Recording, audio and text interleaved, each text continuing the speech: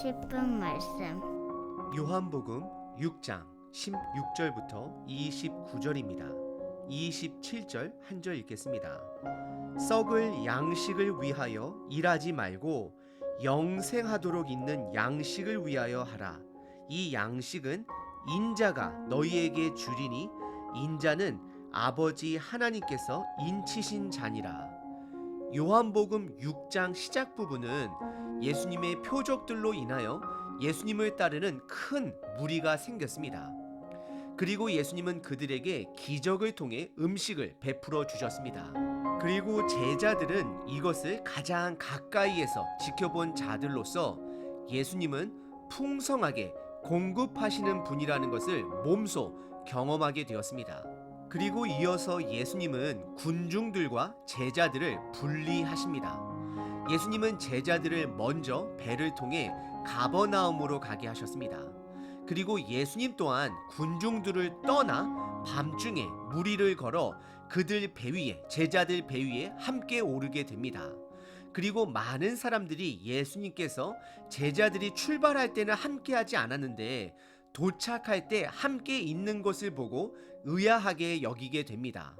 오늘 본문은 예수님께서 제자들에게 그리고 군중들에게 하나님 나라에 대해 계속해서 가르침을 주고 있는 내용입니다. 제자들에게 주는 가르침은 이 땅에서 어떠한 일이 있더라도 두려워하지 말고 예수님만이 그들의 소망됨을 깨닫게 하십니다. 그리고 군중들에게는 더 이상 썩어질 표적에 머무는 자들이 아닌 예수님을 하나님의 아들로 믿는 자가 되어야 함을 계속해서 가르치십니다.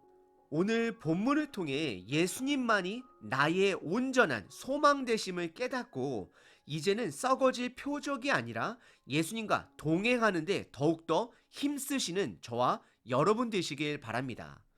오늘 본문은 크게 두 부분으로 나눌 수 있습니다. 첫 번째는 제자들에게 예수님만이 온전한 소망 되심을 가르치십니다. 두 번째는 제자들을 포함한 군중들에게 예수님을 믿는 것에, 즉 동행하는 것에 전념해야 함을 가르치십니다. 첫 번째 부분은 16절서부터 21절까지 예수님께서 제자들에게 가르치시는 내용입니다. 그것은 예수님만이 그들의 소망 되심을 가르치십니다. 16절과 17절에 제자들은 예수님 없이 가버나움을 향해 배로 떠나게 됩니다. 그리고 18절과 19절에 예수님께서 요동치는 바다 위를 걸어 오십니다. 그리고 20절에 예수님께서 그들을 만나십니다. 그때 예수님은 20절에 다음과 같이 말씀하십니다. 이르시되 내니 두려워하지 말라 하신대라고 말씀하고 있습니다.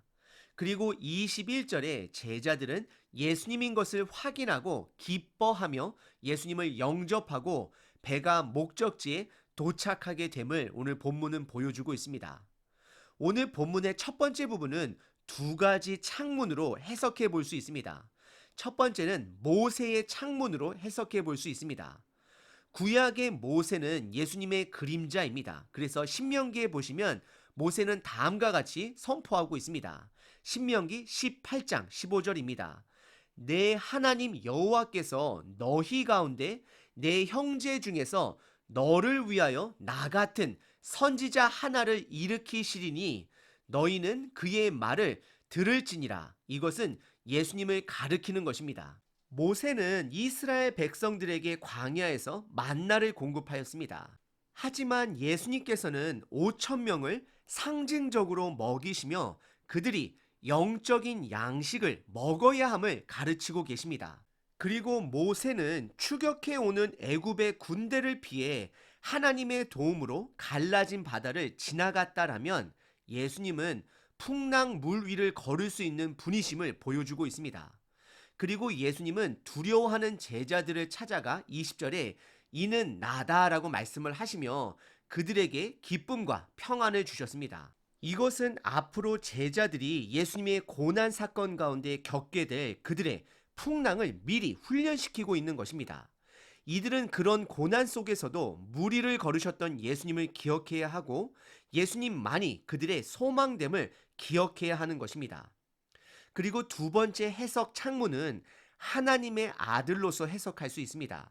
예수님은 하나님의 아들로서 우리를 긍휼히 여기십니다. 그래서 병도 고쳐주시고 음식도 제공해 주십니다. 이것은 어떻게 보면 음식과 건강보험을 해결해 주신 것이었습니다. 하지만 이 치유 사건과 음식은 영원한 것이 아닙니다. 병이 나은 자는 언젠가 다시 죽게 될 것이고 배부른 음식도 하루가 지나가면 또다시 배고파질 것입니다. 예수님은 하나님의 아들로서 영원한 것을 가르치기 위해 이 땅에 오셨습니다. 그것은 하나님의 나라를 가르치기 위해 온 것입니다. 그래서 예수님은 병자들과 오랫동안 함께 할 수 없고 음식에 배고파하는 자들과 함께 할 수 없었던 것이었습니다. 왜냐하면 다른 마을로 가서 그 좋은 소식, 그 복음을 전해야 했기 때문입니다. 그리고 동시에 주어진 제자들을 훈련시키기 위함입니다. 그래서 예수님은 지금 제자들에게 그리고 군중들에게 그들이 시간이 걸린다 할지라도 그 영원한 것 하나님의 나라를 가르치고 계시는 것입니다. 오늘 본문의 첫 번째 부분은 풍랑으로 두려워하는 제자들을 무리로 걸어와 찾아와 주셨습니다. 그리고 그들에게 평안을 주셨습니다. 예수님만이 우리의 영원한 소망됨을 가르치신 것입니다. 그리고 오늘 본문의 두 번째 부분은 22절부터 29절까지 제자들을 포함한 모든 군중들에게 영원한 양식에 대해 가르치십니다. 오늘 본문은 총 6번의 대화 중 2번의 대화 내용을 담고 있습니다. 우선 22절과 24절에는 배경 설명을 하고 있습니다. 군중들은 예수님을 찾느라 혈안이 되어 있음을 보여주고 있습니다. 그리고 군중들이 예수님을 찾았을 때 의아하게 생각합니다.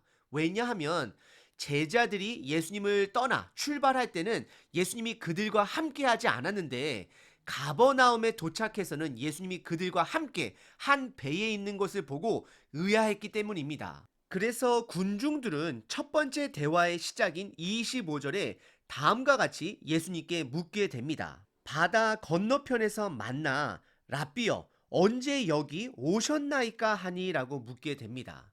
그러자 예수님께서는 26절과 27절에 영원한 양식에 대해 가르치기 시작하십니다. 그래서 예수님은 다음과 같이 답을 하고 계십니다. 26절과 27절입니다. 예수께서 대답하여 이르시되 내가 진실로 진실로 너희에게 이르노니 너희가 나를 찾는 것은 표적을 본 까닭이 아니요 떡을 먹고 배부른 까닭이로다. 썩을 양식을 위하여 일하지 말고 영생하도록 있는 양식을 위하여 하라. 이 양식은 인자가 너희에게 주리니 인자는 아버지 하나님께서 인치신 자니라 라고 말씀하십니다. 예수님은 그들에게 썩어질 양식을 쫓지 말고 그 표적이 뜻하는 것을 깨달아 영생할 수 있는 양식을 위해 일하라 말씀하십니다. 그리고 그 영적인 양식은 예수님께서 주실 것이다 라고 말씀하고 있습니다. 그리고 본인은 하나님 아버지께 인친자, 즉 보냄을 받은 자임을 말씀하고 있습니다. 그리고 여기서 일이라고 표현하시는 것은 행위로 영생을 얻을 자격이 주어지는 것을 말하는 것이 아니라 중요한 영적인 양식을 얻을 수 있도록 전념하라는 것을 일로 권면하며 표현한 것입니다. 여러분들은 그 영적인 양식을 먹기 위해 전념하고 계신가요? 아니면 그냥 원타임으로 한 번만 나는 예수님을 믿었으니 보험을 든 것 마냥 이 땅에 썩을 것을 다시 찾고 계신가요? 그러자 군중들은 두 번째 질문을 던지게 됩니다. 이것은 두 번째 대화의 시작 부분입니다. 28절입니다. 그들이 묻되 우리가 어떻게 하여야 하나님의 일을 하오리까 라고 묻게 됩니다. 이제는 조금씩 그 일을 궁금해하는 군중들의 모습을 확인할 수 있습니다. 그러자 예수님은 29절에 예수님을 믿는 것이 바로 본인을 믿는 것이 그 일이다 라고 선포하십니다. 29절입니다.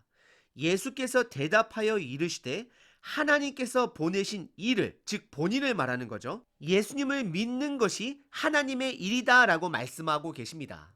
예수님을 믿고 동행하는 것이 바로 하나님의 일인 것입니다.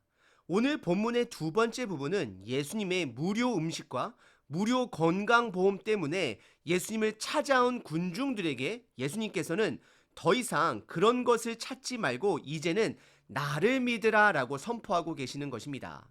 여러분들은 믿음 생활하신 지 얼마나 되셨나요? 5년, 10년, 20년, 40년, 아니면 50년, 60년. 사실 연도는 중요하지 않습니다. 내가 그 영생하도록 하는 양식을 위해 일하고 있는가를 스스로에게 물어보셔야 합니다. 즉, 예수님과의 동행에 내가 전념하고 있는가를 점검해 보셔야 합니다. 하지만 우리는 이 땅에서 먹고 살아야 합니다. 일해야 합니다. 특히 지금 팬데믹 시대는 더 합니다. 우리의 현실은 영적인 양식보다 육체적 양식을 위해 일을 더 하고 있습니다. 왜냐하면 우리의 현실은 이 땅에 더 우선순위를 두기 때문입니다. 하지만 예수님께서는 오늘 본문을 통해 우리들에게 말씀하고 계십니다. 하나님 나라에 우선순위를 두어야 하는 것입니다. 이 땅에서 먹고 사는 문제를 무시하라는 뜻이 아닙니다. 이 땅에서 먹고 사는 것에 우선순위를 두고 살다 보면 결국 우리의 소망이, 그 땅의 소망이 썩어지게 될 것이기 때문에 우리는 무너지게 될 것입니다. 최선을 다해 이 땅을 살아가되 하나님 나라에 소망을 두고 살아가야 하는 것입니다. 그럼 현실적으로 하나님 나라에 소망을 두고 사는 자들은 무엇이 다를까요? 어려움이 닥치면 이 땅에 소망을 두고 사는 사람들은 내가 원하는 결과를 이루기 위해, 성취하기 위해 최선을 다해 안간힘을 씁니다. 하지만 그러다가 그것을 얻지 못하면 결국 무너지게 됩니다. 하지만 하나님 나라에 소망을 두고 사는 자는 어려움이 닥치게 되면 최선을 다해 그것을 이겨내려 하지만 동시에 그 일을 통해 하나님이 하시는 일이 무엇인지를 보려고 하는 자입니다. 왜냐하면 하나님 나라의 소망을 우선순위로 두기 때문입니다. 여러분들 삶 속에 예수님의 치유 사건을 경험하셨나요? 예수님의 기적적인 공급함을 경험하셨나요? 그럼 이제는 그러한 썩어질 표적에 머물지 마시고 하나님의 살아있는 나라를 내 삶 속에서 직접 볼 수 있어야 합니다. 오늘 하루 여러분들의 삶을 통해 하나님이 하시려는 그 일을 발견하시는 저와 여러분 되시길 바랍니다.